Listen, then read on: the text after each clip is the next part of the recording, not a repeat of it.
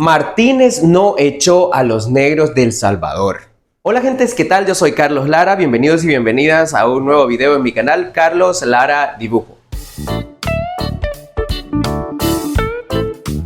Y resulta que siempre que yo hablo de la afrodescendencia en El Salvador, hay alguien que va a decir que Martínez echó a los negros del país.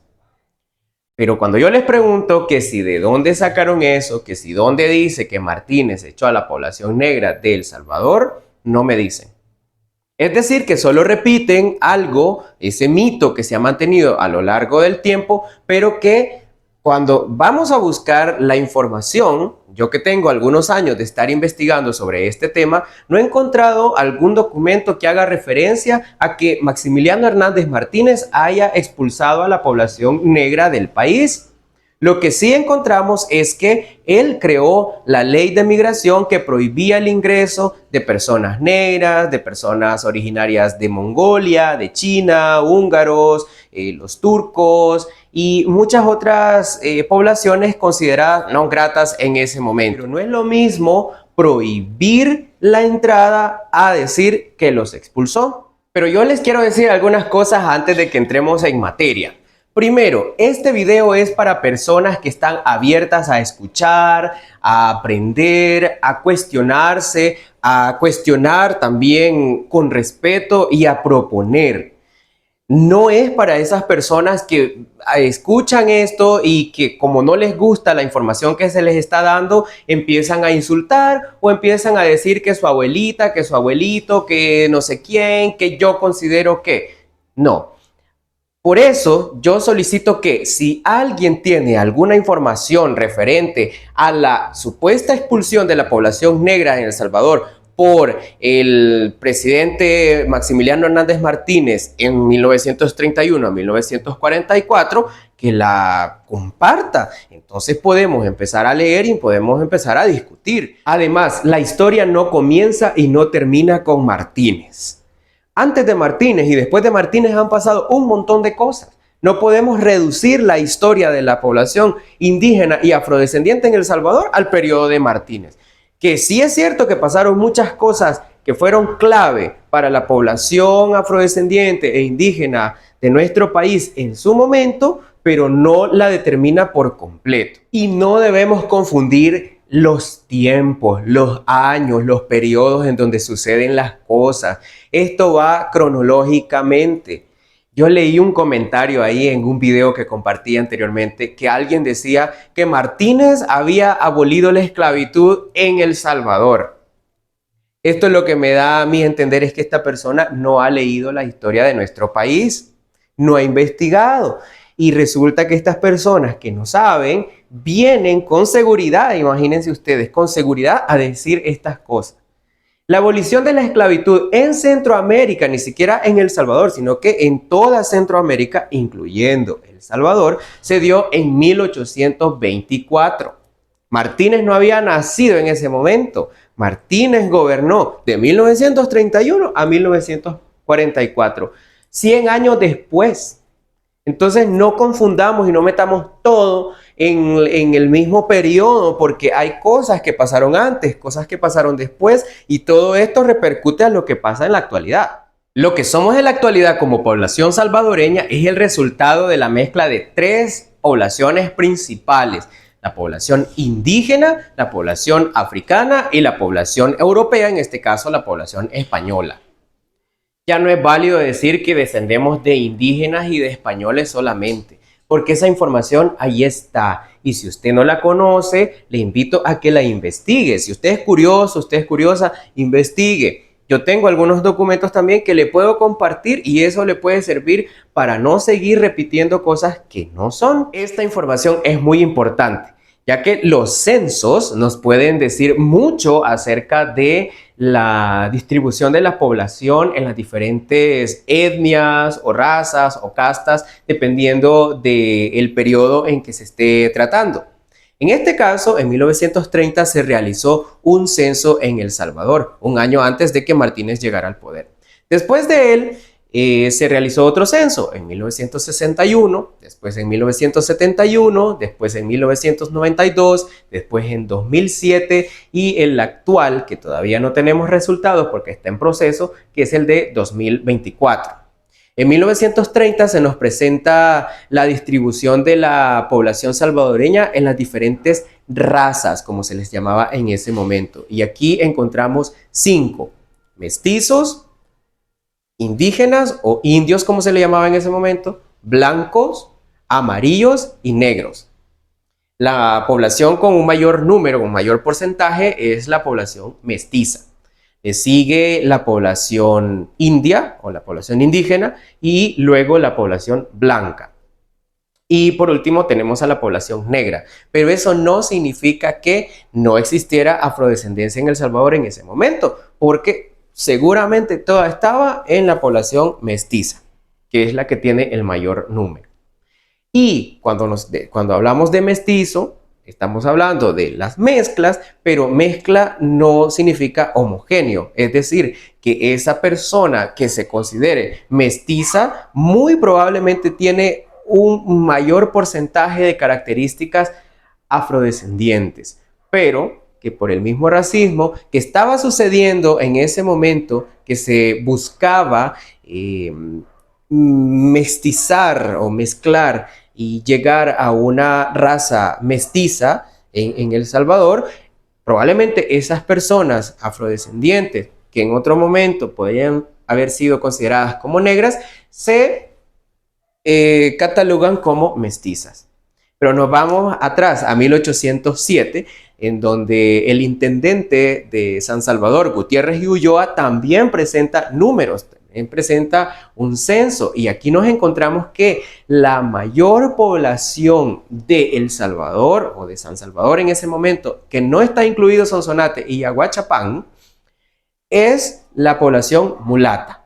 Y mulato es la mezcla de negro, africano, con cualquier otra población, incluso entre ellos mismos. Aquí también podemos encontrar ladinos o mestizos. Le sigue la población indígena y por último la población blanca.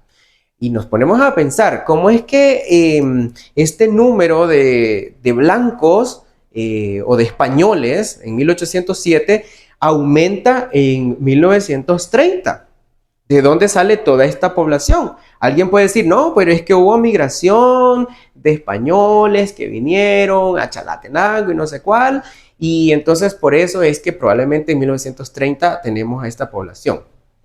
Hasta donde yo tengo entendido, no tenemos un documento que diga que en esa década, 1920, en 1910, 1930, haya habido una migración europea a nuestro país. Hasta donde yo sé. La que sí conozco es la de 1791, promovida por el gobernador del Reino de Guatemala, a la que pertenecía el actual territorio salvadoreño, el barón de Carondelet, que manda a poblar la vía de San Juan de Chalatenango en 1791. Pero aquí este dato me parece fenomenal, me encanta haberme encontrado con este dato investigando, porque en 1791 se manda a poblar la vía de San Juan de Chalatenango de población blanca. Casi 200 años después, en 1930, se hace este censo y la población blanca de Chalatenango es de 28 personas. ¿Dónde están todas estas personas blancas que llegaron a Chalatenango? Entonces, cuando venimos a hacer el análisis de los números en los censos, nos encontramos que si a estas personas les preguntaron cómo se consideraban, puede ser que estas personas no se consideraran blancas y se consideraran mestizas. Porque cuando nos vamos a ver los números de la población blanca en Usulután, nos encontramos que la población blanca ya es altísima, o la población blanca en Santa Ana o en otros lugares en donde cuando vamos a ver no nos encontramos con las personas con características blancas como las podríamos encontrar en algunas partes de Chalatenango. Lo mismo podemos hacer con la población negra, con la población afrodescendiente, que alguien puede decir, no, pero es que entonces como ahí dice que había poquito, significa que no había. Pues no, probablemente esta persona que es afrodescendiente, que tiene la mayoría de características de una persona afrodescendiente, probablemente se haya considerado como mestiza. O también quien estaba haciendo el censo, como ha sucedido en la actualidad, puede obviar esa pregunta o puede designar que esa persona no es negra, sino que es mestiza. Y lo puede colocar así. A mí me parece muy interesante que las personas sepan que hubo una migración de personas blancas a la vía de San Juan de Chalatenango y que no sepan ni cuándo fue, pero que saben que sucedió. Pero no saben que hubo migración de personas africanas traídas para trabajar en las haciendas de añil a Tiquisaya en Aguachapán, o Angolas a Sonsonate, a Santa Ana, a San Miguel, y San Miguel comprendido todo el territorio de Oriente actual. Es decir, ha habido población africana en El Salvador desde mucho antes, desde 1500, desde 1600, pero la que recuerda las personas salvadoreñas es la de la vía de San Juan de Chalatenango, porque son personas blancas. La gente no sabe que hubo un levantamiento de personas esclavizadas en San Vicente en 1624. O que hubo un levantamiento de personas negras y mulatas en Barrio La Vega y Candelaria en San Salvador en 1700. Y que los levantamientos que hubo en 1811, 1812 y todo esto antes de la independencia ha sido de personas negras y mulatas e indígenas en El Salvador, de Metapán, de Santa Ana, de Usulután. Es decir, que vos que descendés de ellos no sabés tu historia. Conocés la historia de las personas blancas, pero no conoces la historia de tus ancestros y de tus ancestras. No sabes que el producto de mayor exportación en 1500, a principios de 1600, ha sido el cacao de la zona occidental en Sonsonate. O que en 1600, en 1700 ha sido el añil. Y quienes han trabajado el añil han sido la población africana, mulata e indígena. Y que posteriormente el café ya en 1800 lo han trabajado personas indígenas, afrodescendientes, mulatas. Y que en la actualidad los cañales que se trabajan en Usulután, en La Paz, en La Libertad, esta zona sur de El Salvador, la siguen trabajando los descendientes de ellos, que son nuestros ancestros. No la trabajan las personas blancas. Entonces, Martínez no echó a la población negra de El Salvador. La población negra estaba aquí en el país y aquí se quedó.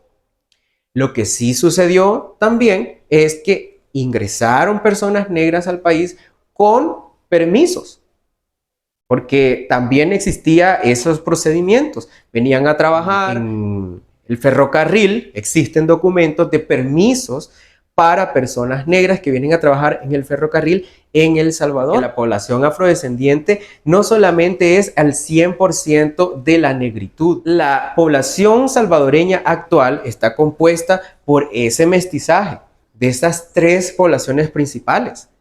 Pero eso no significa que es una mezcla homogénea. Y de esto voy a hablar en videos posteriores porque el mestizaje no significa igualdad. Y si alguien piensa que mestizaje significa igualdad, justicia y todo eso, está muy, pero muy equivocado. Así es que me quedo acá en este video y los invito a que vean los videos anteriores y que se mantengan pendientes de los nuevos videos que voy a seguir compartiendo. Suscríbanse, compartan, comenten, den like y pues nos vemos en el próximo video. Cuídense.